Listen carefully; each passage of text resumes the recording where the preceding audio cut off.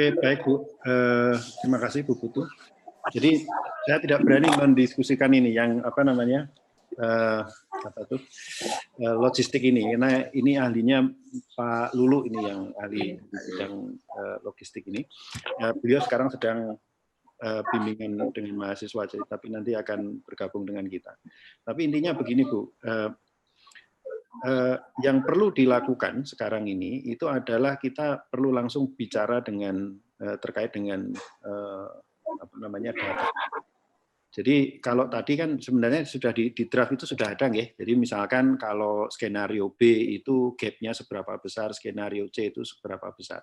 Sebenarnya yang perlu kita lakukan sekarang itu adalah bagaimana kalau kita mengembangkan GIS, Geographical Information System. Jadi tadi sudah ada, jadi misalkan sudah ada map-nya tadi Bu.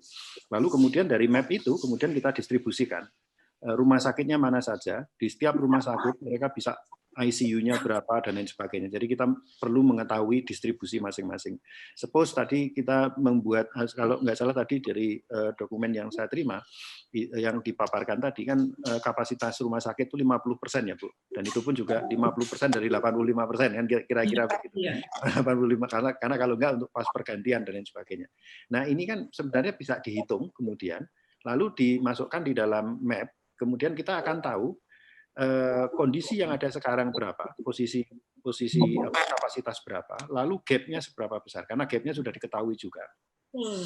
Lalu pertanyaan berikutnya adalah, selain ini kan kita tadi baru bicara pada level rumah sakit, ya, rumah sakit, pasienkes, mungkin ada rumah sakitnya yang di situ ada. Tapi kan yang muncul kemudian, yang kami agak concern sekarang, ini muncul masalah karena masyarakat itu atau tetangga seringkali juga menolak para tenaga medis itu untuk pulang karena ditakutkan akan menularkan kepada tetangganya. Nah ini kami juga concern. Dalam artian kalau seperti ini mungkin perlu kita pikirkan sekaligus, yaitu adalah jumlah tenaga medisnya berapa dan berapa yang kira-kira tidak akan bisa pulang ke rumah misalnya selama masalah ini.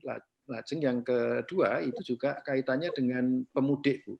Karena kalau misalkan di Solo itu sudah ada jelas sekali Pak Wali Kota mengatakan jangan mudik, kalau Anda mudik nanti akan saya karantina di tempat ini, ada apa namanya videonya gitu ya.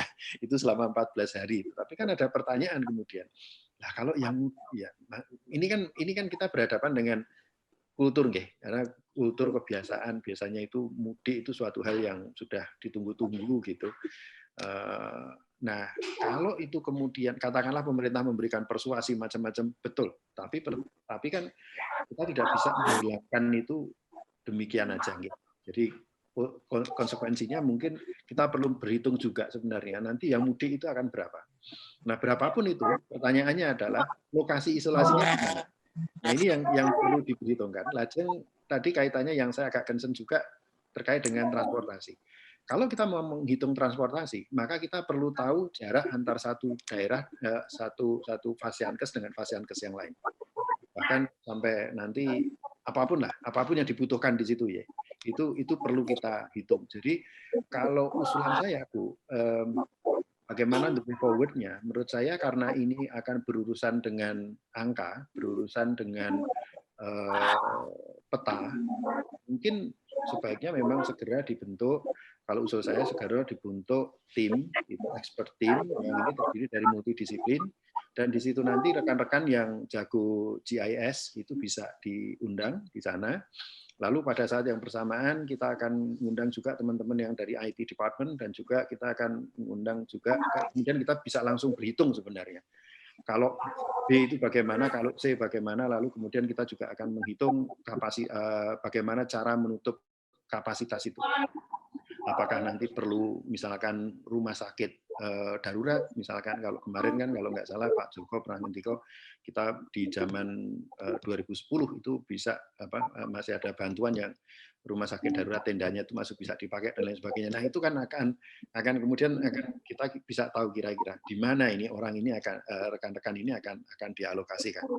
Nah mungkin itu lebih akan speed up the process Dan kita bisa berhitung misalkan dari satu fasiankes ke fasiankes yang lain, ketika ini muncul rujukan, itu kemudian akan berapa lama jauhnya. Juga yang kedua adalah kaitannya dengan masalah zonasi, Bu.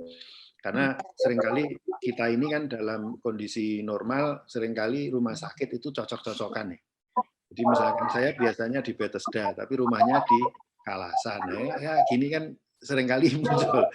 Padahal kalau itu ke Bethesda beneran, wah itu kan jaraknya jauh. Nah, mungkin pertanyaannya kemudian adalah, ada nggak kemungkinannya kita melakukan zonasi? Nah, ini yang ada beberapa hal yang bisa dilakukan, tapi menurut saya itu hanya bisa dilakukan kalau kita berhadapan langsung dengan map, kemudian di situ ada pinpoint daerahnya di mana saja, kapasitasnya seperti apa, lalu kemudian kita lihat gap analisisnya seperti apa, baru kemudian kita matching, mencoba mencari lokasi-lokasi yang kemungkinan bisa dipakai, apakah itu untuk ODP, apakah itu untuk PDP, dan lain sebagainya. Mungkin itu, Bu, kalau dari kami, Bu. Ya. Baik, terima kasih Pak Rimawan atas tambahannya.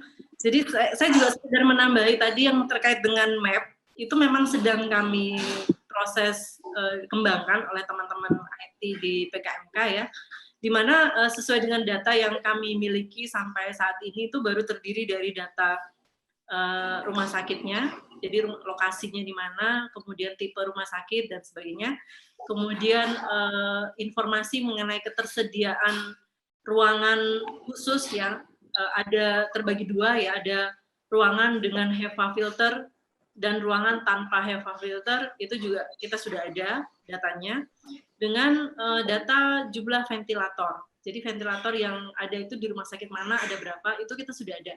Dan itu sementara sedang proses dimasukkan ke dalam database. Nanti ketika mapnya diklik, mudah-mudahan besok itu sudah bisa muncul informasinya. Dan besok teman-teman dari IT akan memaparkan masalah tersebut pada pukul sama ya 15.30 dalam search capacity yang membahas khusus tentang mapping itu tadi, Pak. Jadi tapi karena ini baru aja dikembangkan ya, baru aja mulai minggu lalu, jadi memang masih banyak yang harus dilengkapi sih. Dan ini kami sangat membutuhkan nanti partisipasi dari teman-teman rumah sakit. Jadi mohon nanti Pak Darwito ya sebagai Ketua Persi bisa menghimbau rumah sakit untuk aktif bisa mengisi database di situ. Jadi sama dengan mengisi RS online gitu Pak nanti.